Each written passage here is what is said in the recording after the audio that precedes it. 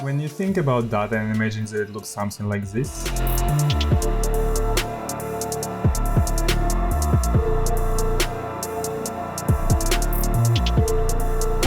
well, you're not wrong. Hi, my name is Dr. Who. If you're not clear about how computers interpret and manipulate data behind the scenes of the pretty pixels we see on our screens, then this quick tutorial could be of interest to you.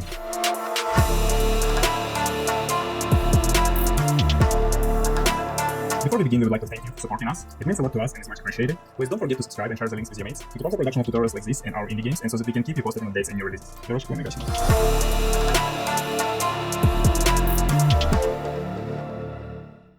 One of the most important aspects of proceduralism is to understand data, because in reality, we don't manipulate objects and pictures when we work procedurally, we manipulate data. And have a deeper understanding of how data is stored and processed will help you to become a better procedural artist. If you look at the data, how it's stored at the lowest level, it's literally a list of zeros and ones. It's called a binary code. And this is how it's stored under the hood.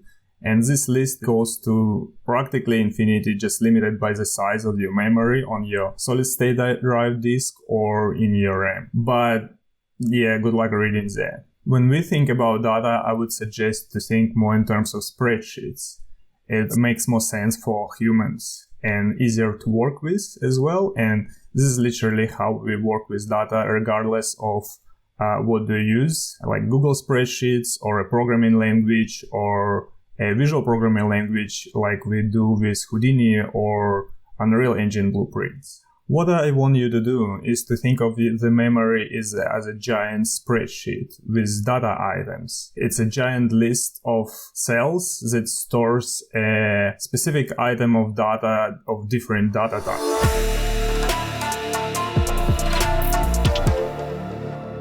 Let's talk a bit about data types. Regardless of which platform you use, Houdini, Unreal, or any other programming language, they split their data approximately all the same. So you always will have primitive data types like numerics and booleans. And with numerics, you can see we've got floating point numbers, integer numbers, and characters. You might ask, like, wait, character? Character is not a number. Why is it a numeric? But in reality, the character is stored as a number, as a code. It's called ASCII table code. And basically, if you want to store capital A character, it would be just 65 numbers. That's why characters are still numeric data. We got this like major data types are split in different groups depending on the programming language you use or the platform you use. It all comes basically to data management or memory management even. For example, if we look at the integer, it would be able to store positive and negative numbers when byte, for example, goes only in positive direction from 0 to 256, and the float point got decimal point in it, but it's got also its own limits where it takes double memory of the floating point and you can store larger numbers there. So it's practically all about memory management, as I said. Then we have booleans. Booleans is basically our 0 and 1s. It's a binary code, and you can think about it as a logical data that represents true and false state. Then we have complex types, which basically contains lists. It would be just different types of lists of more primitive data. So it would be lists of numbers or lists of characters. But as you can see, the string is basically just a list of characters. And we have more complex user-defined types, which also consist of more primitive types like just numbers and characters. And that's it. And we'll talk about it later. Let's take a look quickly back at our spreadsheet, and we can see the first number would be just integer number. This would be our floating number. This one as well. This could be a custom data type that basically stores a floating number and percentage character. This would be a string, a character, and a date time. That also a complex type that just contains numbers. And this one could be user-defined one which contains a number and a currency as well to display amount in specific currency. Looking at all these data types, you might ask yourself a question like, why do we have so many? Why should I care if the majority of it just looks the same? And if it walks like a duck and talks like a duck, it must be a duck. But in reality, as I mentioned before, first of all, it comes to memory management. That's why we have a variety of data types, but also it's not a duck. And it comes to what actions it can do and what you can do with it. And it comes to operations. And based on a data type, computer will know what to do with it and how to calculate it. With logical operations, we will get one result. With computing numbers, we get another result. And with adding strings, it's a totally different result as well. Data types are important to understand what we can do with it.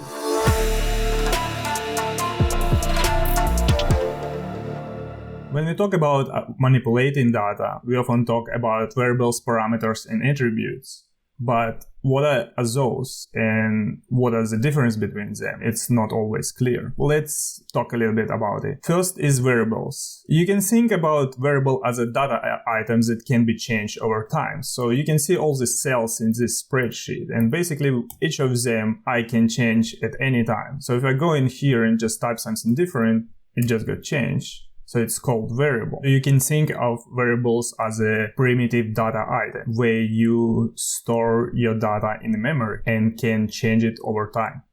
Then what are the parameters, you might ask? Parameters are important when it comes to data flow.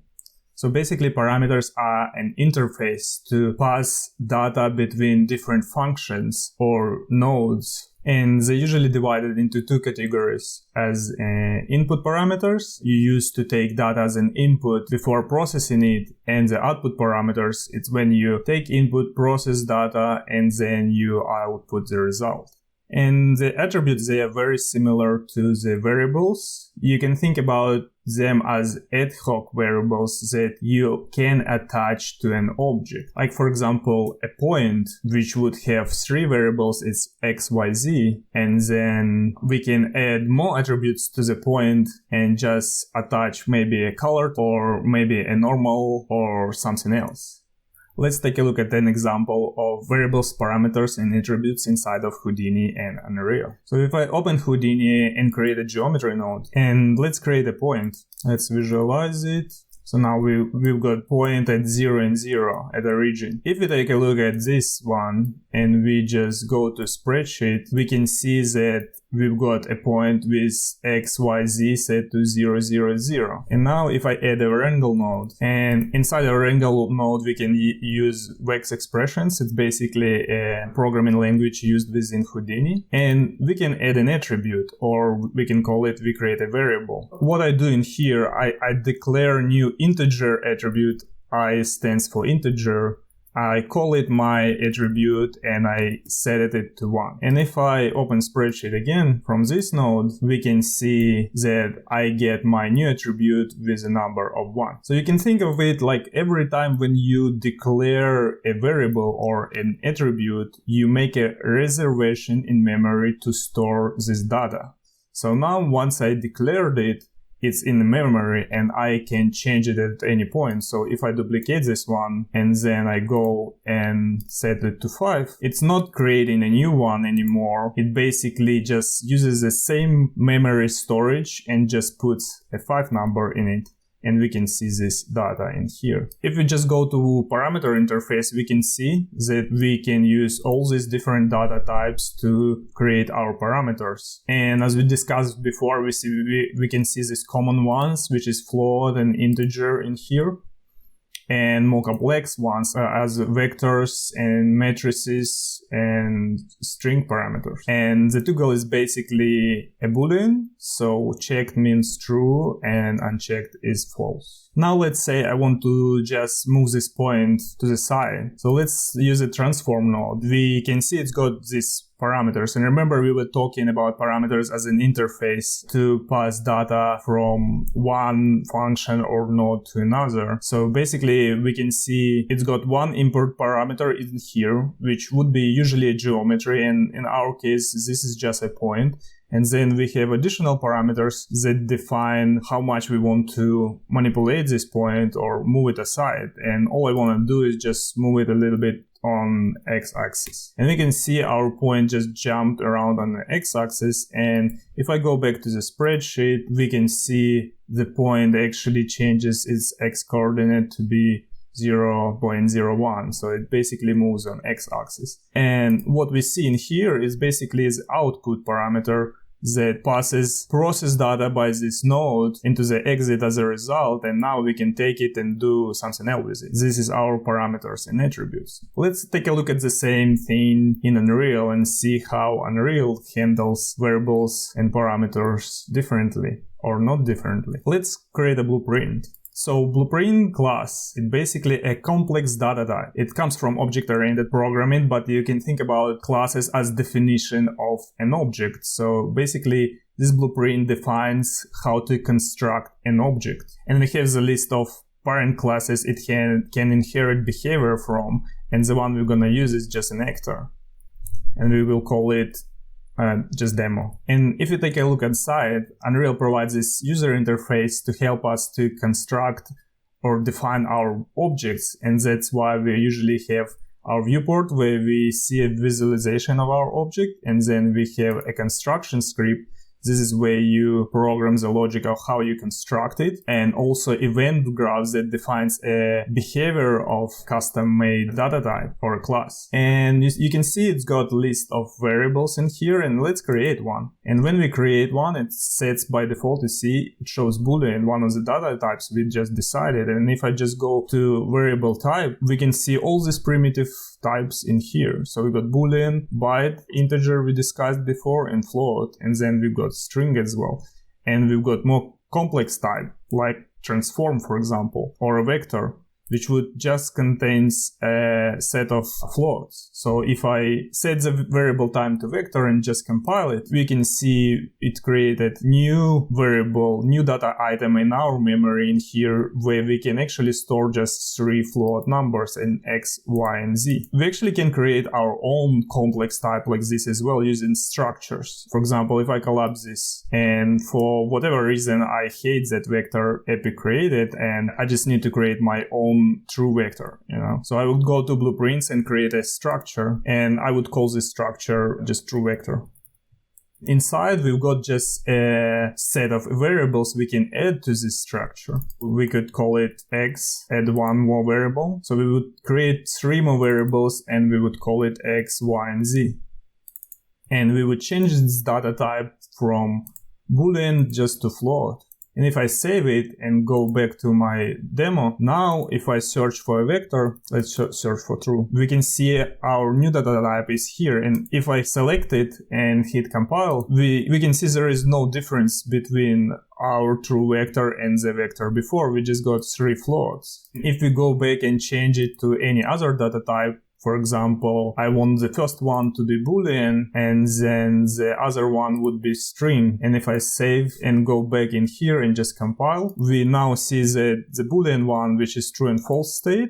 You can see it even gives you like a tooltip that shows it's true and false. And then we got a float, and then we have a string we can type. So this is basically how you can create your custom and complex data type using either structures or blueprint classes. The difference between a structure and a blueprint is just the structure is just simply a container for variables where you can store just multiple variables, where blueprint is more complex. It not only defines a list of variables in here, but it also can define behaviors, and you can add like functions, and you got construction script, and you can construct the whole objects and define their behaviors, how they behave. And you also can see when we would be inspecting the blueprint nodes, you would always see input-output parameters in here, which basically passes data between the nodes. If we want to, for example, expose our parameter to the scene, if we make it public, we click this I and we compile. If we drag this blueprint and put it in our scene,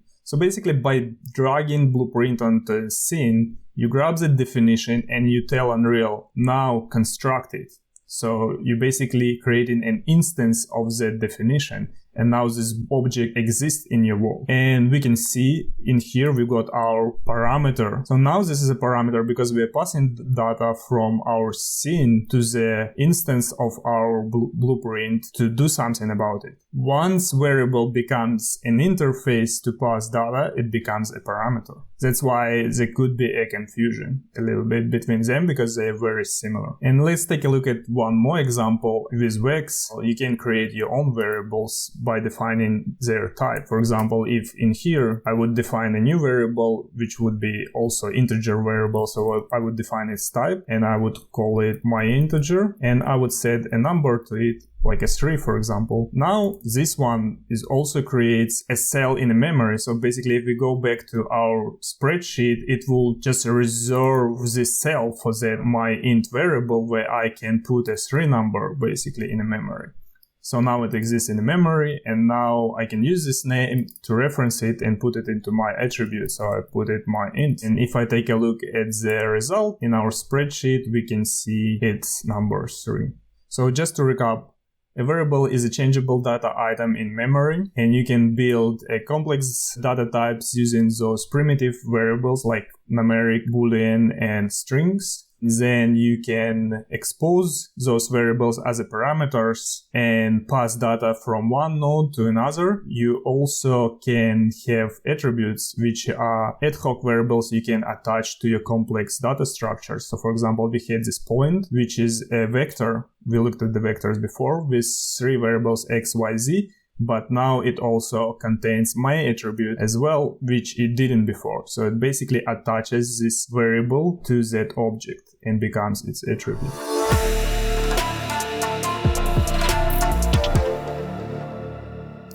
We talked a little bit about structures and how can we construct more complex data types from more primitive data types like integers and floats, but we haven't talked about lists. And one of the most common lists is array. Array is literally just a list of cells with data, and usually it's of the same data type. So the difference between different list types is just can it store different data types or can it store only single data type like only integers, or it could be anything or whatever. So at least you can think about this one row of data. This is an array. And matrices is basically a two-dimensional array. So it's a spreadsheet. So if we talk about matrices, if I select this 2, it would be 2 by 2 matrix. And if I select this 3, it would be 3 by 3 matrix. And if we select this one, it would be 4 by 4 matrix, and so on. So the matrix is basically a two-dimensional array. You can have like multi-dimensional arrays as well, like 3 and so on, but we're not gonna go that deep there, and just we'll look at just generic understanding of lists and matrices.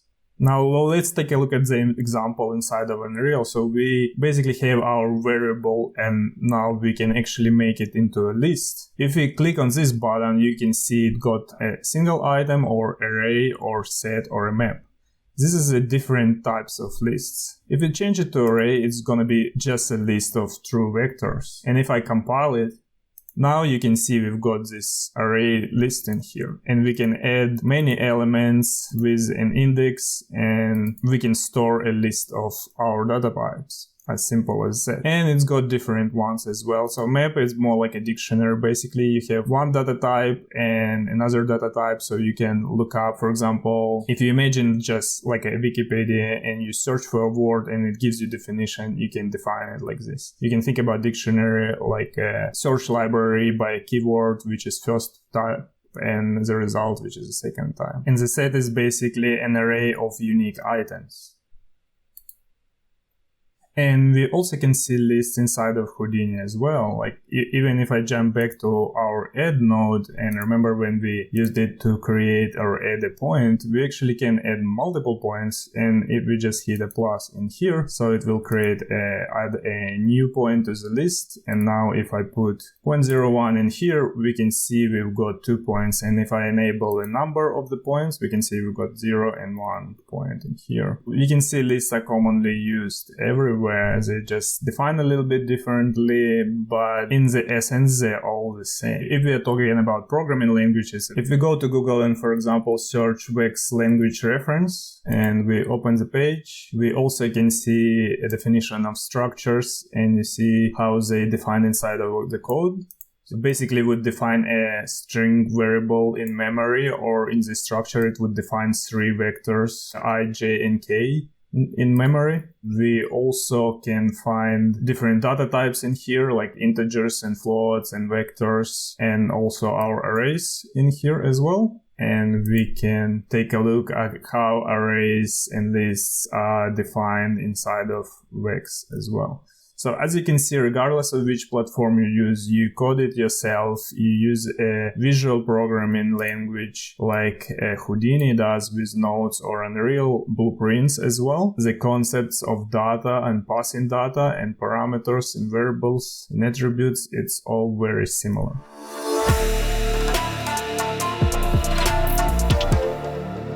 Now let's talk a little bit about 3D data and how 3D applications like Houdini specifically represent 3D data on screen and how the actual data looks inside a spreadsheet. So let's add some test object. Let's maybe use a human head, because big head was overused too much.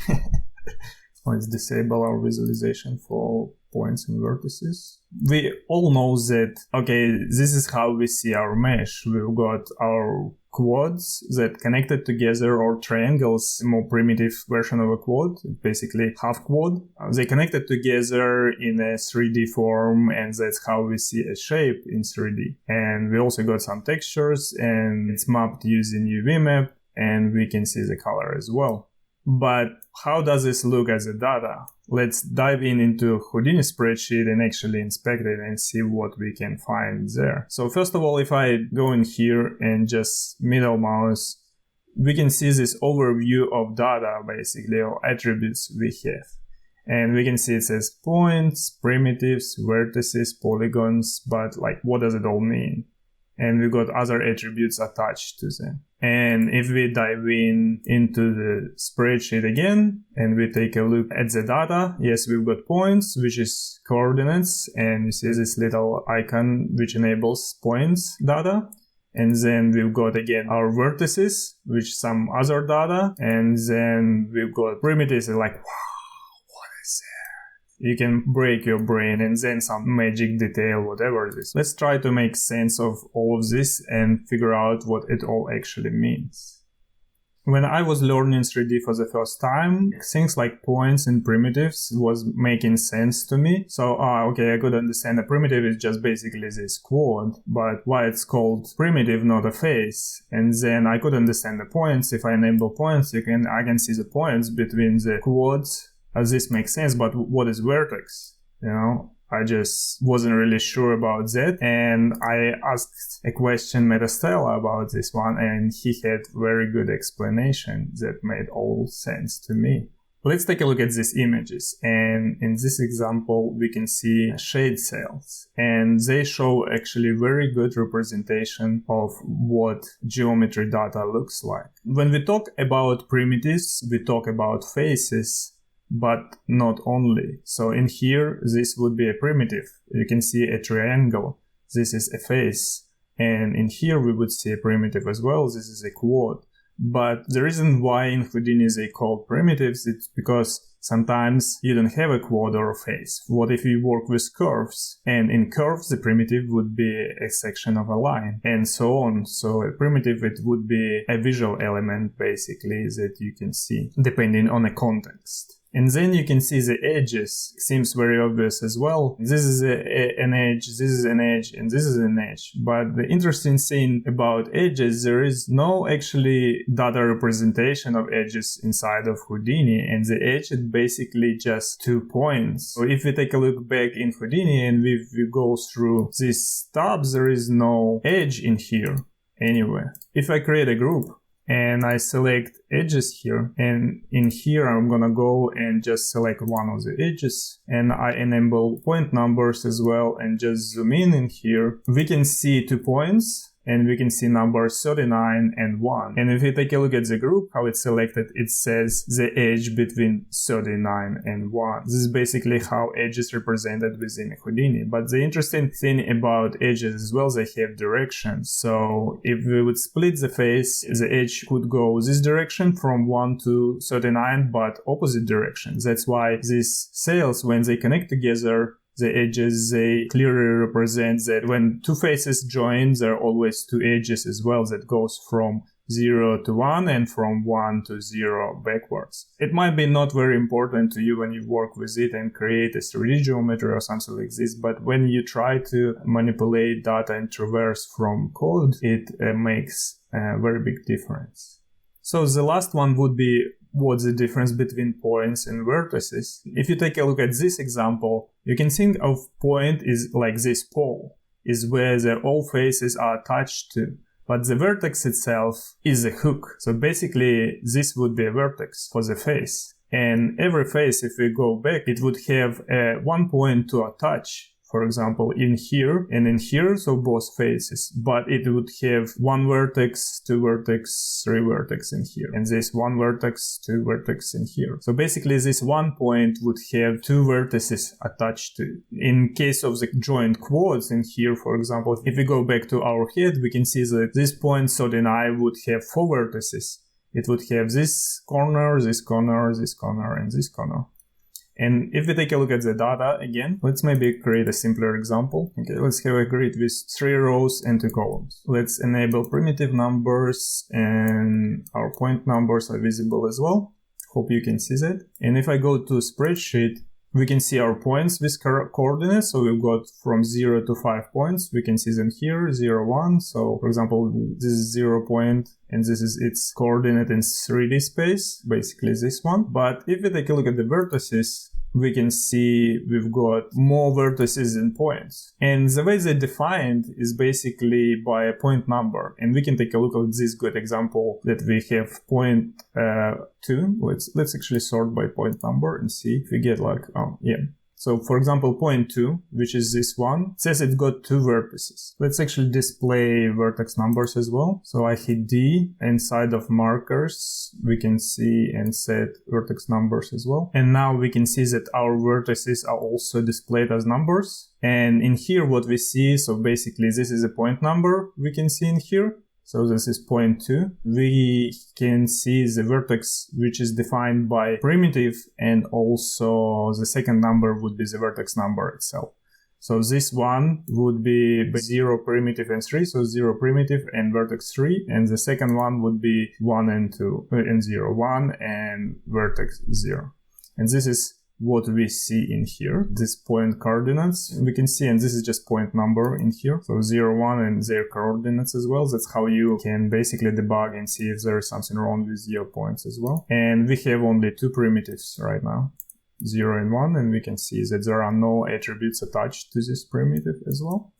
And what detail is, the detail is basically the whole object. So you can attach some attributes to the whole object as well. So for example, if I would create a new attribute in here, I would just create a primitive attribute. Let's call it my, and it's going to be float. These data types as well we can use for attributes. And let's just jump inside of spreadsheet and take a look what's happening there now. And if I hit a primitive tab, we can see we've got our attributes that's set to 0 right now, because we set default 1 to 0. But we also can randomize this attribute. So if we randomize it, instead of CD stands for color, we're going to use just my, and it's going to be primitive attribute. And if you take a look at the spreadsheet, we can see there is a random number stored in here right now. And let's try to actually visualize vertices a little bit more as well. So let's add a color node, and let's set a color on a vertex instead of point. Let's create a random color. So you see, if I try to visualize it, it creates this kind of gradients.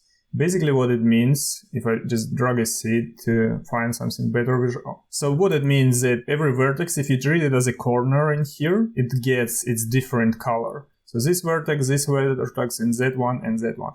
And what Houdini tries to do when displays a face, it tries to blend between these vertex colors in here. And that's basically when we paint vertices, like in Unreal or in Houdini and whatever, this is how they try to visualize it. When it's shaded, they try to blend between vertex colors. And we're going to talk about shading a little bit in a moment, but that's basically the difference. If I would change it to point number, for example, we can see we're getting a similar result, but now you see that whatever vertex around this point and this point that share, like two vertices shares the same point, that get the same color pretty much. And if we try to colorize primitive in this case, we can see every vertex that belongs to one single primitive gets the same color. And if we randomize it for detail, then we can see the whole object becomes the same color. So this is the difference between point, vertex, edge, and primitive. And just to show you another example that where primitive is in the face, let's just create a line. If we dive inside and you see it says primitive one, and if I enable this one and just zoom in, we still get the same primitive number on the line. We've got two vertices, 0 and 1, and we've got 2 points, 0 and 1 as well. So that's why they're not called faces, they're called primitives. So when you work with curves, you can also manipulate this data the same way as you would do with the faces as well.